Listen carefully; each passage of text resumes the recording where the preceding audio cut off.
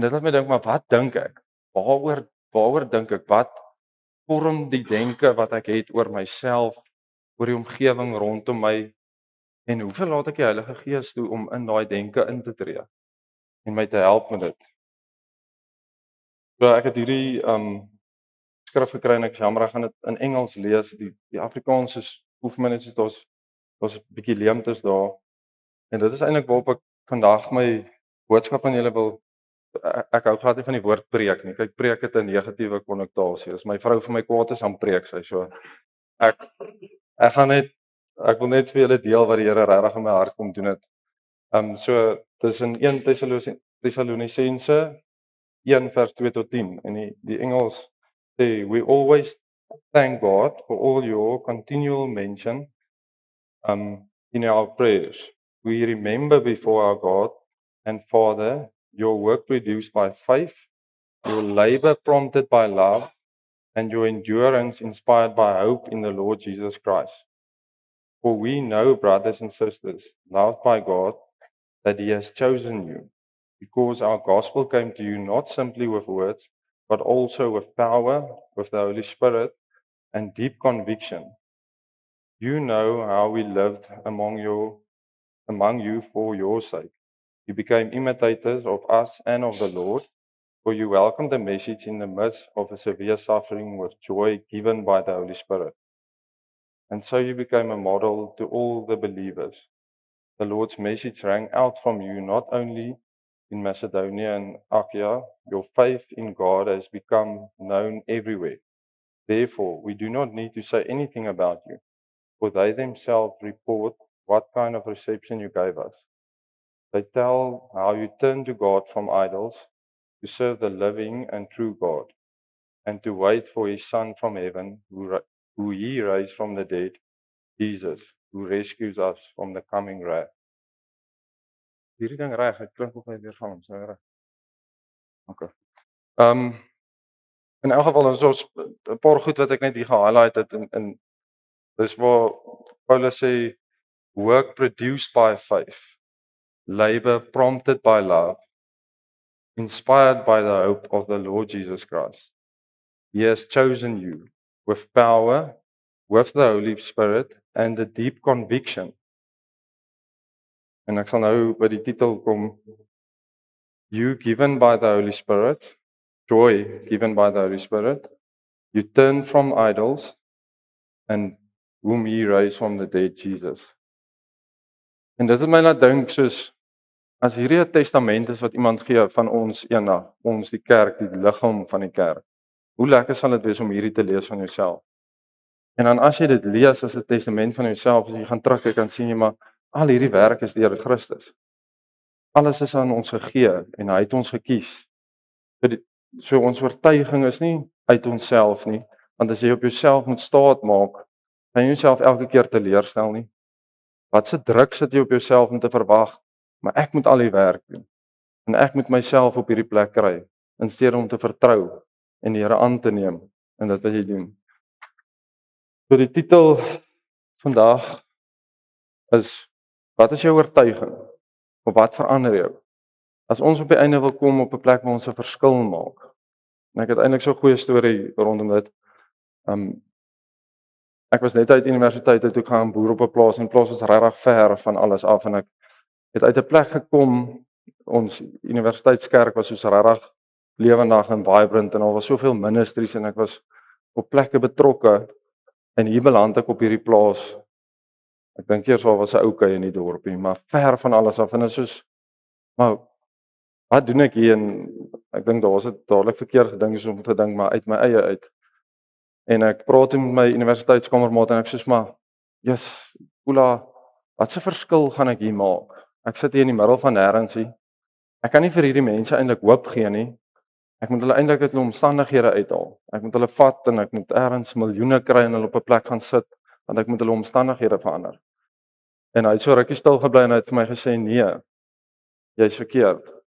Gee jy vir hulle Jesus en Jesus verander hulle omstandighede." En ek dink 'n groot ding is hoe doen ons dit? Hoe gee ek vir iemand Jesus? Dis nie 'n pakkie wat ek kan opvou en hierso Jesus, waar gaan jy nie.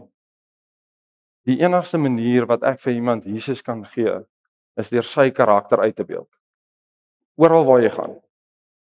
Ons praat baie daaroor is ek dink ons almal soos wag vir die calling om in fulltime ministry in te gaan. So ek gaan nou voltyds gaan en dan gaan ek nou gaan preek. Terwyl ons eintlik almal reeds voltyds in die ministry is. Daar waar jy vandag is, die mense om jou, jou omgewing, dit is jou ministry. Daar moet jy die Here se karakter uitbeeld. So die vraag wat ek gevra het is, hoekom maak ons vas? Wat verander ons? En die grootste ding is jou oortuigings. Daar's 'n paar goed in die lewe waarvan jy moet oortuig wees. Jy gaan tog nie werk toe gaan as jy nie oortuig is jy moet gaan werk om kos op die tafel te sit nie. En net so in ons geloof en ek het 5 punte en ek het seker nie eintlik genoeg tyd nie. Dit voel vir my elke punt is 'n amper 'n preek op sy eie. Ek wil net vinnig deur hierdie 5 punte gaan. Die 5 oortuigings wat jou lewe kan verander. Jou eerste oortuiging: God die Vader, die Seun en die Heilige Gees. Wat is jou oortuiging van die Here? Wat is jou oortuiging van sy karakter?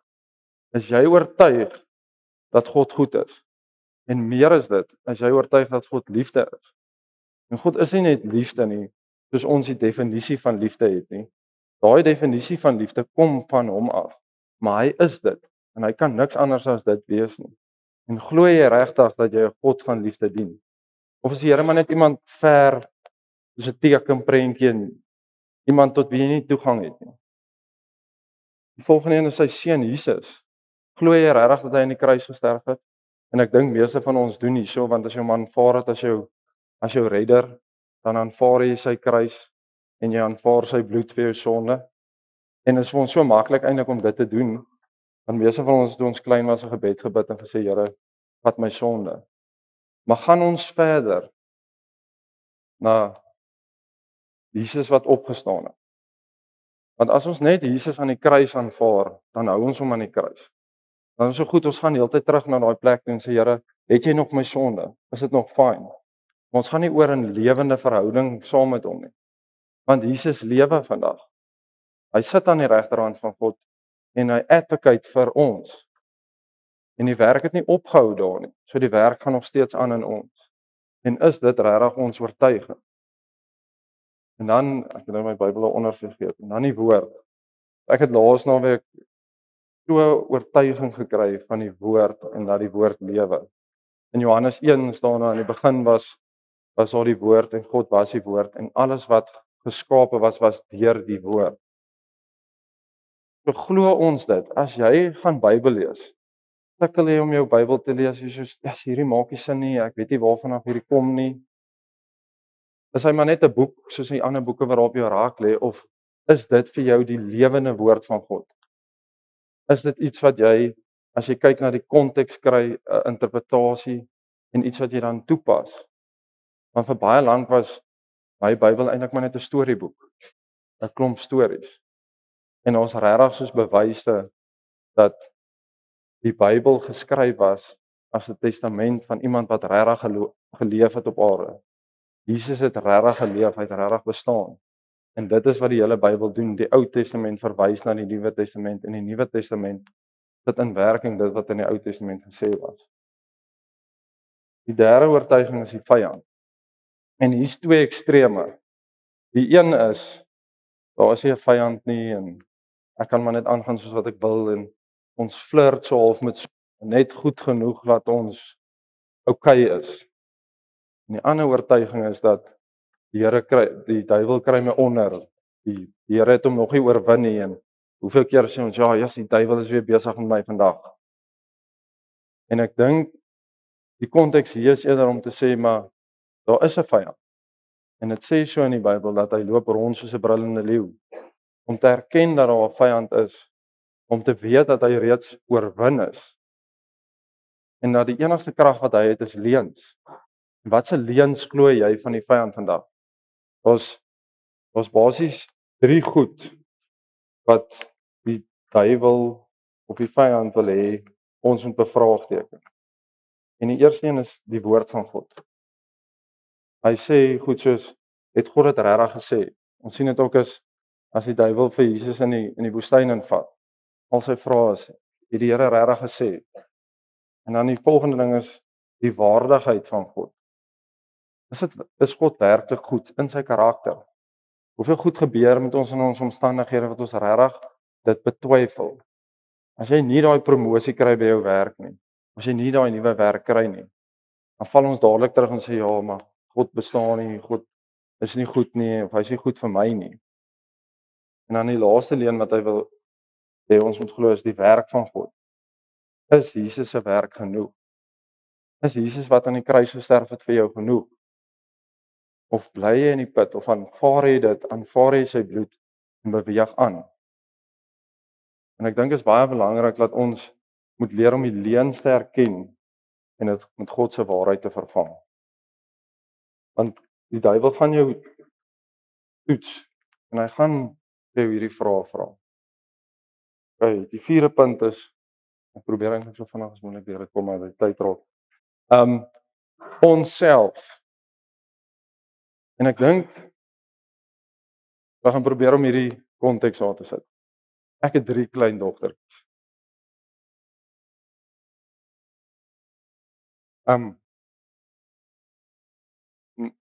Ek het altyd geglo so jy word gebore leeg. Hier is jy, waar sê Jesus het jou nou geskape fisies. Hande, voete, great, daar gaan jy. Maar wat jou karakter en jou basies jou persoonlikheid betref, dit af van jou ma en pa. Met my eerste dogtertjie, ek vir Lily so gekyk en dan doen sy iets so half stouterig en sê ek soos die botas. Ek nou haar. En as sy iets grei doen dan sê ek soos dis 'n van die kerk daai. En ek was regtig oortuig soos ons is besig om hierdie kind se persoonlikheid te vorm. En ja, toe kom die tweeling en een ding wat ek kan sê soos die tweeling was vir my 'n verrassing. Kyk, ek het gedink my vrou joke. Ek was soos nee, dis nie waar nie. Daar's nêrens tweelinge in ons familie nie soos en maar soos niks vang die Here omkant nie. Hy was nie soos hy het nie soos hier is die tweeling. Soos hy het dit hom nie omkant gevang nie. In 'n geval en hier sit ons met hierdie 2 kleintjies gebore en ek kan nie vir julle sê soos hoe klein hulle was nie. Kon jy al sien hulle persoonlikheid. Hulle persoonlikhede verskil dag en nag. Hulle my was nog nie 'n jaar oud nie toe byt sy al. Waar kom dit? Dis botas daai maar waar kom dit vanaf? En ek dink dit het vir my 'n realiteit geskep van dat die Here ons werklik skape. Elkeen van ons wat hier sit, het die Here met 'n doel geskape. Die persoonlikheid in jou het hy vir jou gegee. Hy het jou so gemaak. Maar glo jy dit? Of glo jy soos ek geglo het dat jy 'n produk is van wat die wêreld van jou sê? Of neem jy aan dat God het jou geskape met 'n doel? En hoe ons na onsself kyk het ook 2 ekstreems. Die een is ekstreem is ek is verantwoordelik vir alles. Ek is trots in dit wat ek bereik. En maak nie saak wie wat sê nie, ek gaan werk om dit wat ek moet kry, sal ek werk vir. Die ander ekstreem is ek is niks werd nie en woe is me en alles is net sleg. En nie een van daai 2 is ideaal nie, want as jy trots is op jouself, dan gee jy nie plek vir die Here om te werk nie. En as jy heeltyd in 'n gat bly, dan kan die Here ook nie deur jou werk nie. Maar waar ons moet leef is in die identiteit dat ons geskape is. Jy moet glo dat God jou gevorm het en dat hy jou met 'n rede gevorm het. En dan verander jou uitkyk. Dan kom jy by waar maak ek 'n verskil? Ek het die naweek het ek so 2 naweke terug het ek gejaag saam met 'n klomp van my universiteitsvriende. En toe die naweek nou klaar is, was dit nie die jag of die kuier wat my geraak het, wat my regtig geraak het, is dat ek besef het hoe almal uniek is. En hoe almal, ek wil amper sê jy het 'n verpligting teenoor jou Skepper om voluit in jou roeping in te gaan. Want as die Here ons almal dieselfde geskaap het, dan was ons almal onderwysers of almal was dokters. En wie sou dan geboer het? Die 5de punt wat ek oor wil praat is jou oortuiging oor die wêreld. En nou kom ek terug na die punt van wat beïnvloed ons, soos as dit so is dat die Here ons geskaap het en hy het ons perfek geskaap met hierdie doel, wat gebeur? Hoekom loop ons eers draai in die lewe? Hoekom moet ons eers 'n need kry? Hoekom moet jy eers 'n paadjie stap wat jou teruggebring na hom toe? En ek dink hier is ons verantwoordelikheid as ouers eintlik is dat jou kinders gaan bou op jou oortuigings. As jy nie 'n oortuiging het van wie God die Vader is, as jy nie 'n oortuiging het van wat sy woord beteken en dat sy woord lewend is en waar is nie, is dit die oortuiging wat jy vir jou kinders gaan gee. Daar's hierdie sê ding wat sê kids are much better imitators than listeners.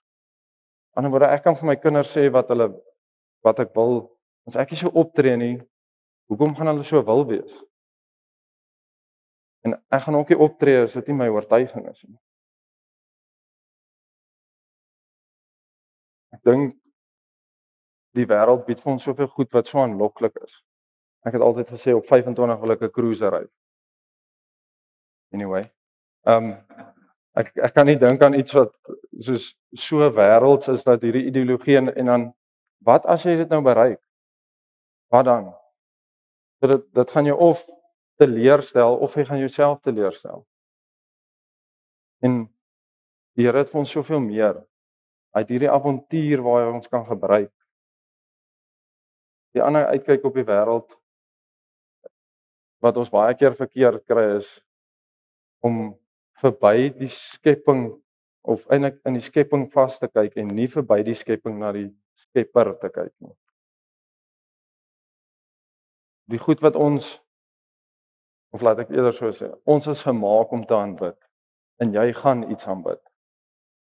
Die vraag is, wat sit op die troon? Is dit die Here of is dit iets wat hy geskaap het? Is dit dalk 'n salaris of 'n posisie of 'n werk? Of is dit hy? Want as ons so vaskyk in dit wat hy geskaap het en ons kan nie verbykyk na hom toe nie, dan mis ons die punt. Een van die ek dink skrif in die Bybel wat my die meeste laat dink is waar Jesus sê baie van julle sal na my toe kom en sê Here, maar het ons nie demone uitgedryf in U naam? En dan dink ek soos Jesus, kyk as jy sê demone dan sê ek gaan uit. Ek gaan nie saam nie. En ek doen dit nie eers nie. En hoe werk dit dat 'n mens dit kan doen maar nie die Here ken nie? En toe het ek besef maar ongeag wat ons doen, ons gawes, dit wat die Here vir ons gegee het, gaan hy nie terugvat nie. Die gifting wat jy het op jou lewe, God is goed. Hy gaan nie daai gifting wegvat nie. Die vraag wat ons onsself moet vra is, wat doen ons met daai gifting? Is jy besig om jou eie koninkryk te bou en te sê Here, ek wil net gou eers 'n cruiser kan bekostig en ek wil net gou eers 'n plaas koop en ek wil net gou eers myself edify en hierdie bestuursposisie hê en dan sal ek terugkom na U toe. Of is die vraag wat jou lei is dit waarmee ek besig om sy koninkryk vorentoe te vat? Ons kan so geneig wees om te dink ons bou die koninkryk. Ons bou nie die koninkryk nie, want sy koninkryk is klaar gevestig. Ons het net die geleentheid om sy koninkryk te advance en dit verder uit te vat.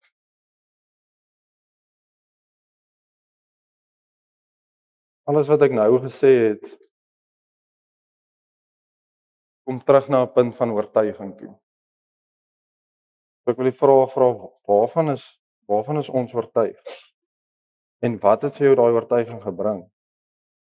As ek gaan terugkyk na my lewe en ek dink aan die denke wat ek die moeilikste verander het, die goed wat ek die moeilikste neergelê het, dan besef ek dat dit eintlik net die Heilige Gees is wat iets kom bring in my hart en iets kom verander in my hart.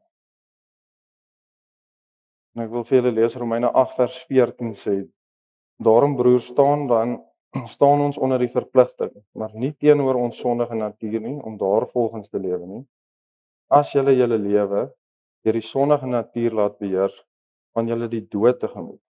Maar as julle deur die Gees 'n einde maak aan julle sondige praktyke, sal julle lewe. Almal wat hulle deur die Gees van God laat lei, is kinders van God. Die Gees wat aan julle gegee is, maak julle nie tot slawe nie en laat julle nie meer in vrees lewe nie.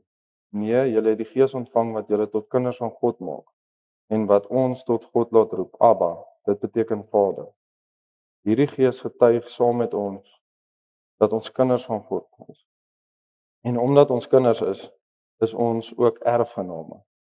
Ons is erfgename van God. Erfgename saam met Christus. Aangesien ons deel het aan sy lyding, sal ons ook deel hê aan sy heerlikheid. Is dit jou oortuiging dat jy die Heilige Gees het? Is dit jou oortuiging dat die Heilige Gees in jou leef en jou lei en vir jou die waarheid kom wys? En of daar van die oortuigings is van die wêreld wat jy op jouself geneem het, iets wat iemand vir jou gesê het, 'n onderwyser, selfs jou pa wat iets gesê het wat die duiwel kom vat het en hy dit jou oortuiging kom maak. Ons is oortuig God is goed. Ons is oortuig sy woord is waar. Ons is oortuig Jesus het vir ons gesterf en hy het opgestaan. Ons is oortuig die Heilige Gees lei ons. Ons identiteit is in Christus en ons is oortuig ons is die kerk. Ons is geroep om 'n verskil te maak.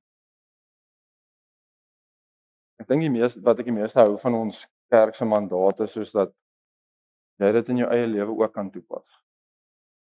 Maar jou mate van toepassing gaan afhang van jou oortuiging. As jy nie gaan toelaat dat die Gees jou oortuig van God en sy goedheid nie, gaan jy nooit uit daai plek uit kan leef nie.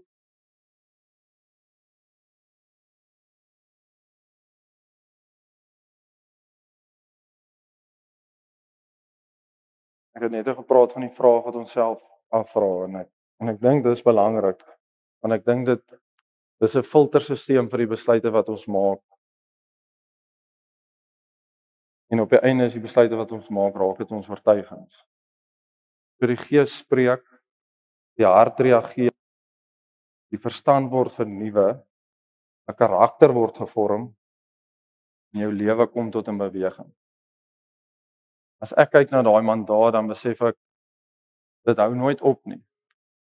Jy arriveer nie by om die Here te ken en dan beweeg jy aan na om bevry te word en dan beweeg jy aan na purpose en dan maak jy 'n verskil nie.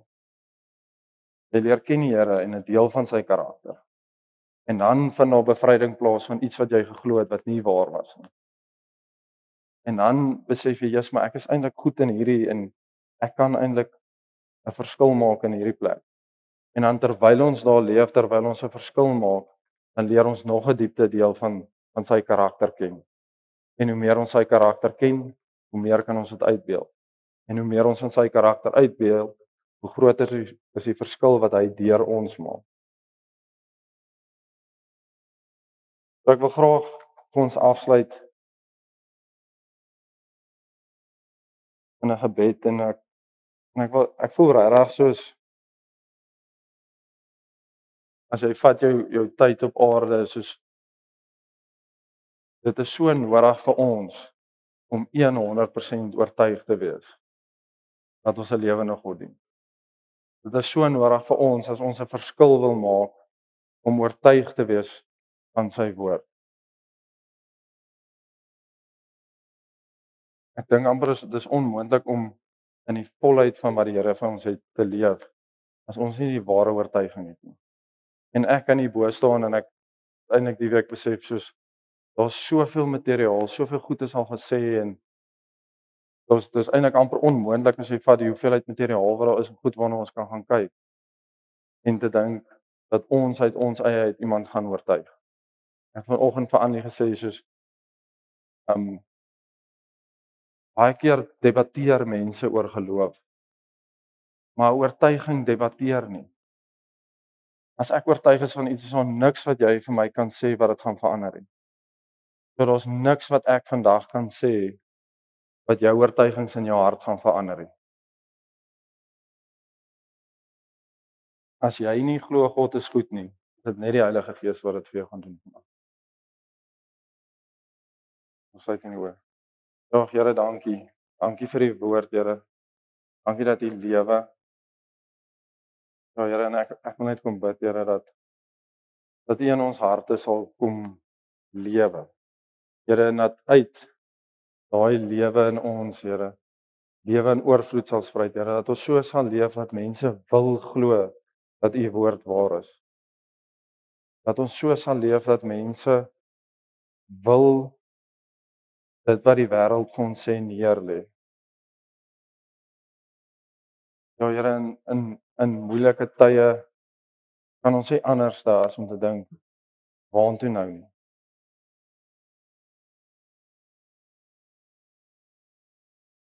Ek wil net kom bid, Here, dat as hier iemand hier is vandag, Here, wat nie oortuig is van U goedheid nie, dat U hulle sal kom oortuig, Here, dat die Heilige Gees so in hulle kom werk, Here, dat hulle nie anders as kan glo dat U goed is nie. En Here, as iemand is wat nie seker is of U bloed genoeg was, Here, dat Heilige Gees dat U sal kom, Here, want ons niks wat roer soos die kruis nie, Here. Here God, en dan as er dalk iemand hier is vandag wat nie oortuig is dat U opgestaan het, Here. Wat dink dat hierdie net 'n verhaal is, 'n mooi verhaal, Here, dat U hulle so sal aanraak. Dat hulle vol van vreugde sal wees, Here, en dat hulle sal uitgaan en sê, maar hy leef. Hy het opgestaan. Ja, Here, en as jy dalk iemand is wat sy hart vasgevang is in die wêreld. Wat so idols gebou het, Here, en wat soveel goed op die troon van hulle hart gesit het, Here, dat dit verduister het wie U is en hoe groot U is, Here. Dat U daai goed sal kom afbreek, Here God. En ek wil kom bid, Here, dat as hier iemand is wat dalk nie glo dat U Gees werklik in hulle is nie, Here. Dis so diep roering van liefde in hulle hart sal bring, Here. In daai donker plek, Here, dat U net lig sal bring, Here, in daai ek kan nie meer nie. Ek wil nie meer. U net daai plek sal vul, Here. Vul met U liefde en U genade en net lewe in oorvloed. Here, dankie vir U woord. Dankie dat dit waar is. En dankie dat ons kan weet deur dit dat U U seun gestuur het en dat hy vandag lewe. Amen.